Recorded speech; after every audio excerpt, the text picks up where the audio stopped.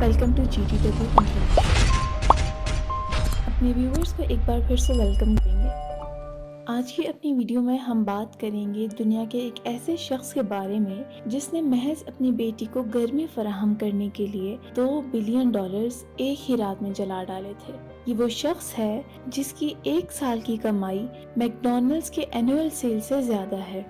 अपने दौर में दुनिया के अमीर तरीन आदमियों की लिस्ट में शुमार किया जाने वाला पैब्लो एस्कोबार। ये शख्स लेट 90s में कोकेन, ड्रग्स और क्राइम की दुनिया का किंग माना जाता था। इसके ड्रग स्मगलिंग नेटवर्क ने इसे इतना अमीर बना दिया था। ये दुनिया के तमाम गैर कानूनी कामों में कहीं न कहीं से मुलविस रहता था। 1992 में इसकी नेटवर्क $30 बिलियन के करीब थी। उस दौर में दुनिया का सबसे अमीर तरीन आदमी बर्नाई का सुल्तान था और उसके बाद दूसरे नंबर पर पैब्लो एस्कोबार। अगर वो आज तक अपने काम को कंटिन्यू रख सकता तो उसके $30 बिलियन आज $58 बिलियन के बराबर होते और वो दुनिया का 8वां रिचेस्ट इंसान होता।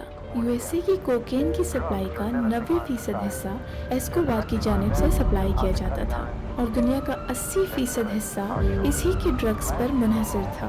इसने बहामा के एक आइलैंड पर अपना हेडक्वार्टर बनाया हुआ था जहां से ये अपनी सारी सप्लाई चेन्स खुद मॉनिटर करता था। इसी आइलैंड पर इसने अपना एक एयरपोर्ट भी बना रखा था जहां दुनिया भर से तैयारे इसी आइलैंड के एयरपोर्ट पर उतरते रिफ्यूलिंग के बहाने से और उनके अंदर लदा कोकेन वहां से उतार लिया जाता और फिर उन्हें छोटे जेट्स के जरिए दुनिया के मुख्तलिफ इलाकों में सप्लाई किया जाता था। ये सारा सिस्टम महीनों में नहीं बल्कि दिन में 5 से 6 बार रिपीट किया जाता था। सिर्फ यूएसए को डेली बेसिस पर 15,000 किलोग्राम कोकेन सप्लाई किया जाता था जो कि पूरे साल का मिला के 5,40,000 बनता है। उस दौर में 1 केजी कोकेन की प्राइस $70,000 थी जो कि उसे खुद $5,000 की मिलती थी। ये सारा मामला और इसका सारा कारोबार 16 साल तक चलता रहा।